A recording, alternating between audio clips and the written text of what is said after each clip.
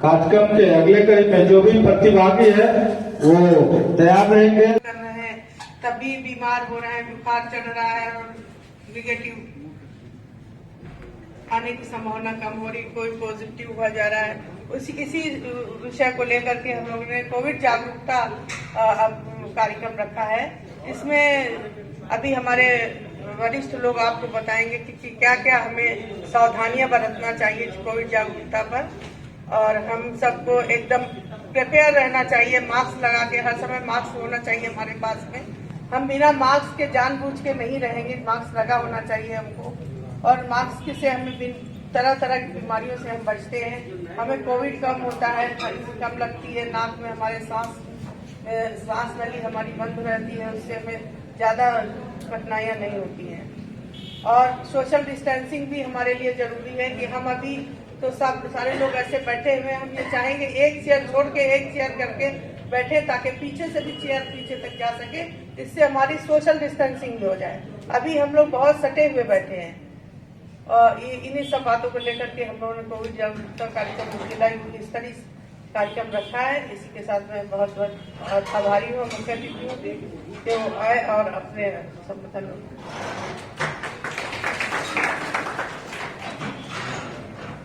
बहुत बहुत धन्यवाद मैडम। अब कार्यक्रम को आगे बढ़ाते हैं हम आग्रह करेंगे, प्यारो साहब से आग्रह करेंगे कि हम सभी युवाओं को संबोधित करेंगे।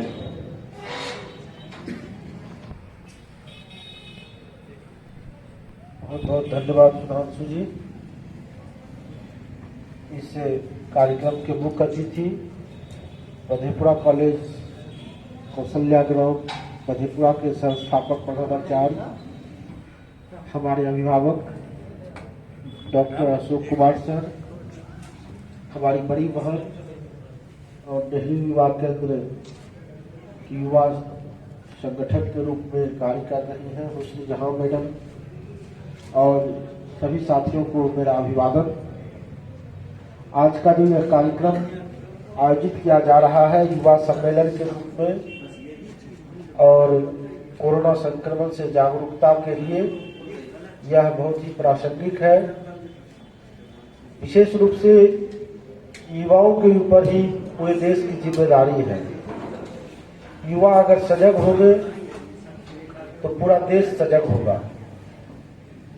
आप सभी जानते हैं कि आज तक भारत में और दुनिया में जब कभी भी कोई परिवर्तन आया है, जब कभी भी कोई नई बात हुई है, तो उसे युवाओं ने ही किया है।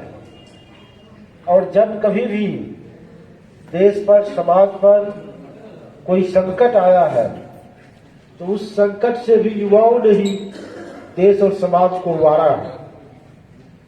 ऐसा इसलिए होता है क्योंकि युवाओं में ऊर्जा होती है। युवा ऊर्जा के अच्छे स्रोत होते हैं और उनमें साहस भी होता है, जोखिम उठाने का साहस होता है। जैसे जैसे हमारी उम्र बढ़ती जाती है, हमारी जिम्मेदारियां बढ़ती जाती है, हम कुछ विशेष समझदार हो जाते हैं। जब सिंगल इन्वाइटेड कॉमा में उस समझदार को लीजिए कि हम कुछ विशेष समझदार हो जाते हैं और तरह तरह के समझौते हम करने लगते हैं। अन्याय को देख करके भी हम चुप हो जाते हैं और बहुत सारी चीजों को हम इग्नोर करना शुरू कर देते हैं। जैसे ही हमारी उम्र बढ़ती जाती है, हम समझौते करने लगते हैं, इग्नोर हो जाते हैं, करने लग जाते हैं और समझदारी एक अपना लेते हैं, विशिष्ट तरह की समझदारी। और उस समझदारी के माध्यम से हम अपनी समाज की समस्याओं को इग्नोर करने लगते हैं, समस्याओं से मुंह चुराने लगते हैं और समाज एवं राष्ट्र के प्रति अपनी जिम्मेदारियों को छोड़कर सिर्फ अपना जो हमारा व्यक्तिगत विकास है वो कैसे हो, या तब तक हमने जो अपना एक स्टेटस बना लिया होता है उसे हम कैसे मेंटेन कर सके, हम उसी में अपना जीवन लगा देते हैं। उसके बाद जैसे कि अगर हम युवावस्था को पार कर प्रोफेसर बन चुके हैं, तो अब हमारी सारी एनर्जी इसी चीज में लगेगी, हम किस तरह से अपने प्रोफेसर के स्टेटस को या अपने हमारा जो क्लास बन गया प्रोफेसर का क्लास, उस क्लास के हितों की रक्षा के लिए हम कैसे काम करते रहे, उसी में हमारा सारा चिंतन, उसी में हमारी सारी ऊर्जा लग जाती है। हम दूसरे अपने व्यक्तिगत स्वार्थ से ऊपर नहीं उठ पाते हैं, और अगर व्यक्तिगत स्वार्थ से ऊपर भी उठते हैं तो अपने वर्गीय स्वार्थ, हमारे क्लास का जो स्वार्थ है, वहीं तक जा पाते हैं। हम ज्यादा से ज्यादा सोचेंगे, पहले अपना विकास सोचेंगे और उसके बाद सोचेंगे तो असिस्टेंट प्रोफेसर का कैसे वेतन बढ़ जाए, कैसे उसका प्रमोशन हो जाए। इससे आगे फिर हमारी सोच जा ही नहीं सकती है। हम पूरे समाज के लिए, पूरे देश के लिए नहीं सोच पाते। लेकिन जो युवा अवस्था होती है, उस अवस्था में हम एक स्वतंत्र विचारों के साथ और एक साहस के साथ हम पूरे देश और समाज के लिए सोचते हैं। हमारे अंदर कुछ करने का जज्बा होता है और हम कम से कम स्वार्थ होता है युवा अवस्था में। इसलिए युवाओं ने बड़ी बड़ी क्रांतियां की है, बड़े बड़े परिवर्तन लाए हैं और बड़ा बड़ा काम किया है। इसलिए युवाओं पर बड़ी जिम्मेदारी है। इसलिए मुझे बहुत ही अच्छा लग रहा है आज के इस कार्यक्रम में आकर के, और मैं आभारी हूँ नेहरू युवा केंद्र का, जिन्होंने हमें आज के इस कार्यक्रम में आमंत्रित कर मुझे आज यहाँ आने का मौका दिया है। क्योंकि अभी 4 साल 5 साल पहले तक हम लोग भी स्टूडेंट थे, स्टूडेंट तो आज भी है, हमेशा लोग सीखते रखता है, लेकिन हम भी एक क्लास जो हमारा था वो क्लास रिसर्च स्कॉलर का और स्टूडेंट का क्लास था। हम लोग को बहुत अच्छा लगता था। बराबर हम लोग नेहरू युवा केंद्र के कार्यक्रमों में, गांधी शांति प्रतिष्ठान के कार्यक्रम में और तरह तरह के हमारे जो बहुत सारे संगठन हमारे शहर भागलपुर में कार्यरत थे, उन तमाम संगठनों के कार्यक्रम में हम लोग जाया करते थे और हमें बहुत अच्छा लगता था। और अखबार जो हम लोग लेते थे, अखबार में हम लोग जो संक्षिप्त खबरें होती थी उसको हम लोग खोजते थे, बड़ी बड़ी खबरों को नहीं खोजते थे, क्योंकि संक्षिप्त खबरों में वो न्यूज रहता था कि फलाने तारीख को फलाने जगह पर ये भाषण प्रतियोगिता होगी, ये निबंध प्रतियोगिता होने वाली है या परिचर्चा होने वाली है। तो हम लोग उसे खोज करके हम लोग उस कार्यक्रमों में जाते थे। और आज अगर मैं आप लोगों के सामने 2 शब्द बोल पा रहा हूँ या 2-4 लाइन लिख पा रहा हूँ, तो निश्चित रूप से उन्हीं कार्यक्रमों का योगदान है। हमने किताबों को पढ़कर या अपने गुरुओं से लेक्चर सुन के जितना कुछ सीखा है, उससे कहीं अधिक विभिन्न कार्यक्रमों में जो मेरी भागीदारी रही, उन कार्यक्रमों में जाकर विभिन्न विद्वानों से मैंने जो सुना, उससे मैंने कुछ ज्यादा सीखा है। इसलिए मैं युवाओं से यह कहना चाहूंगा कि इस तरह के जो भी कार्यक्रम हो, उस कार्यक्रमों में आप बढ़ चढ़ के भाग लीजिए। और यह कहीं से भी आपके करियर के विरोधी नहीं है, बल्कि यह आपके करियर में भी सपोर्ट करेगा। और करियर में तो सपोर्ट करेगा ही, आपके जीवन में उससे कहीं अधिक सपोर्ट करेगा। आप अगर सांस्कृतिक कार्यक्रमों में भाग लेते हैं, अगर आप सामाजिक कार्यक्रमों में भाग लेते हैं, तो मेरा यह दावा है कि आप निश्चित रूप से एक अच्छा मनुष्य बनेंगे। और अगर आप एक अच्छा मनुष्य बनेंगे तो आप निश्चित रूप से एक अच्छा प्रोफेसर बन सकते हैं, एक अच्छा इंजीनियर बनेंगे, एक अच्छा डॉक्टर बनेंगे। करियर के जिस क्षेत्र में भी आप जाएंगे वहाँ आप बेहतर करेंगे, यह मेरा विश्वास है। इसलिए मैं युवाओं को जो भी आज इस कार्यक्रम में शामिल हो रहे हैं, मैं उन सबों को बधाई देता हूं, मैं उन सबों को साधुवाद देता हूं कि आप इस कार्यक्रम में शामिल हो रहे हैं। और मैं आप लोगों से यह अपील भी करना चाहता हूं, आगे भी आप सभी बढ़ चढ़ कर ऐसे कार्यक्रमों में भाग लीजिए और समाज एवं राष्ट्र की प्रगति में अपना योगदान दीजिए। इन्हीं शब्दों के साथ आप सबों को बहुत बहुत धन्यवाद।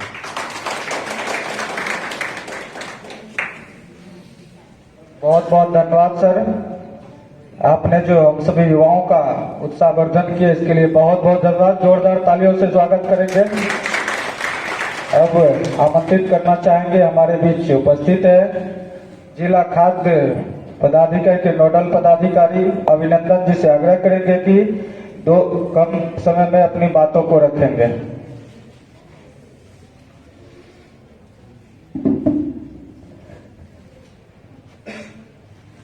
मंच पर उपस्थित मधेपुरा कॉलेज मधेपुरा के प्राचार्य महोदय एवं बी.आर. मंडल यूनिवर्सिटी के उप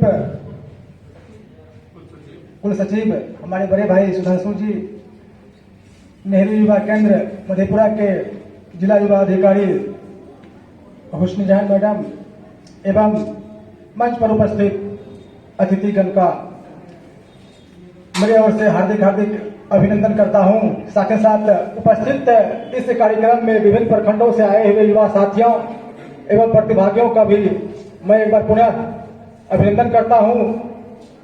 आज जिला स्तरीय युवा सम्मेलन का कार्यक्रम है, जो यहाँ का जो युवा वर्ग है उनके लिए एक महत्वपूर्ण, एक अच्छाई का दिन है।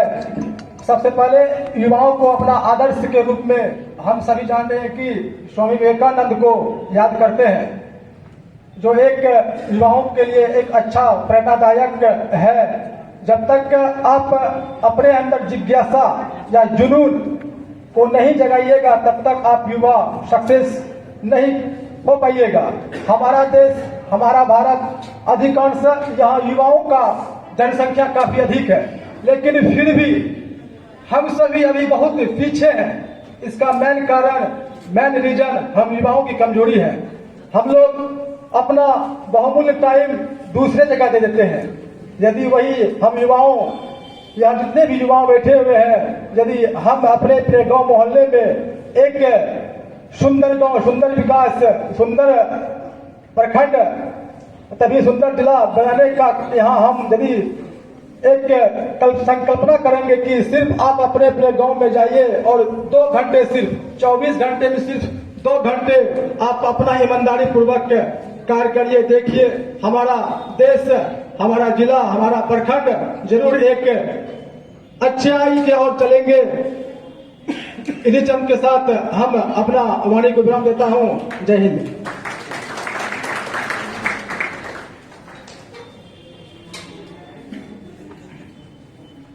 बहुत बहुत धन्यवाद।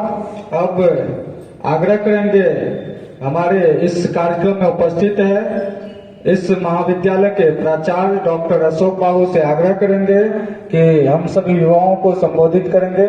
सर से आग्रह है कि आप आए और संबोधित करेंगे। जोरदार ताली से स्वागत करेंगे।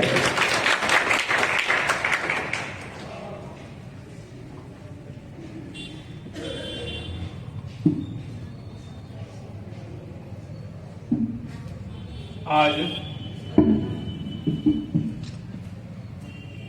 मधेपुरा महाविद्यालय मधेपुरा, कौशल्या ग्राम मधेपुरा बिहार के सभाभवन में आप सभी नेहरू युवा केंद्र मधेपुरा बिहार द्वारा आयोजित कार्यक्रम में शामिल हैं। इस अवसर पर नेहरू युवा केंद्र की पदाधिकारी मैडम, भूपेन्द्र नारायण मंडल विश्वविद्यालय मधेपुरा के उपकुल सचिव